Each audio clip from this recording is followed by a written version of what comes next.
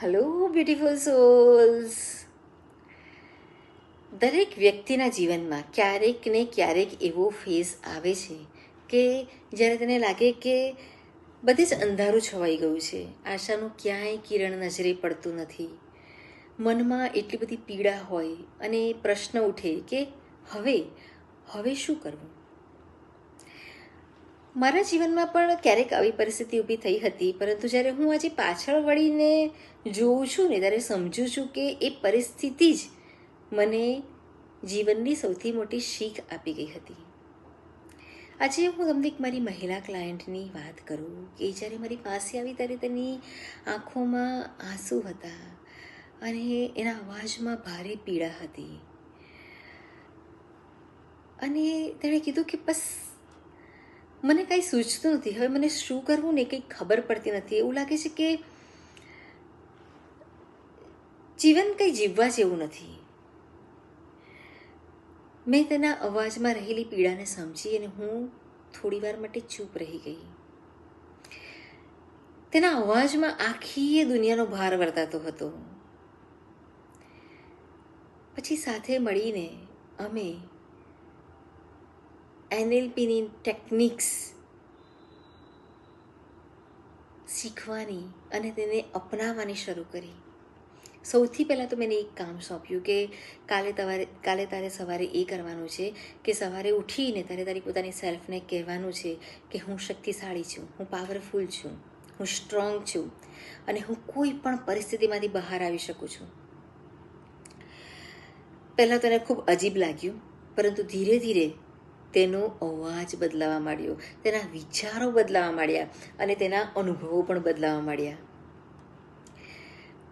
થોડા અઠવાડિયામાં તેને તે વાતની સમજ આવી ગઈ કે પરિસ્થિતિ પર ભલે આપણો કાબૂ નથી, પરંતુ પ્રતિસાદ જે છે એ આપણી પસંદગી છે.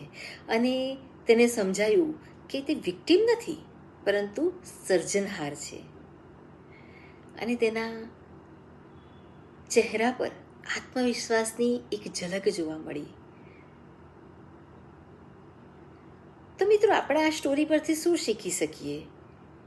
નંબર 1, કે આપણા વિચારો જે છે ને એ જ આપણા અનુભવ બનાવે છે.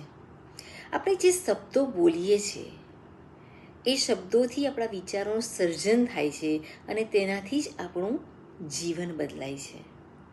નંબર 2,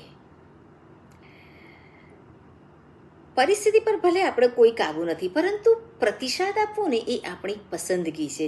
NLPમાં કહે છે કે map is not the territory, યાની કે પરિસ્થિતિ ગમે તે હોય, પરંતુ તેને કેમ જોવીને તે તો આપણા હાથમાં છે ને. અને નંબર 3, પીડા એ આપણો શત્રુ નથી, એ તો આપણો શિક્ષક છે. જ્યારે આપણે વિચારીએ છીએ ને કે આ પીડા આપણને શું શીખવી ગઈ, ત્યારે દુઃખ જ આપણા વિકાસનું સાધન બની જાય છે.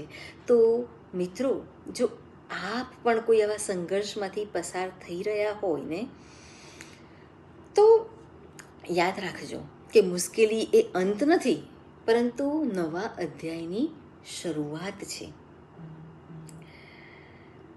જો તમે પણ આની સાથે રેઝોનેટ કરતા હોય કે આ વાત તમને સ્પર્શી ગઈ હોય,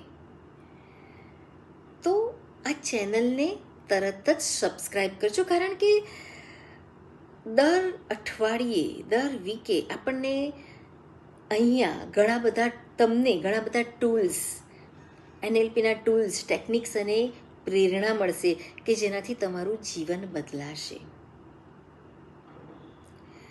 તો ચાલો મિત્રો, આપણે સાથે મળીને આ સફરને શરૂ કરીએ. તમારી કથા હવે શરૂ થવાની છે, તો ચેનલને સબસ્ક્રાઈબ કરજો, બેલ આઇકનને દબાવજો, વિડીયો લાઈક કરજો, શેર કરજો અને હા, યાદ રાખજો, તમારા વિચારો બદલાશે, તમારું જીવન બદલાશે. નકારાત્મક શબ્દોને છોડો અને શક્તિશાળી શબ્દોને અપનાવો. તમારા મનની ભાષાને બદલો અને તમારું જીવન જરૂરથી બદલાશે. Spread the love.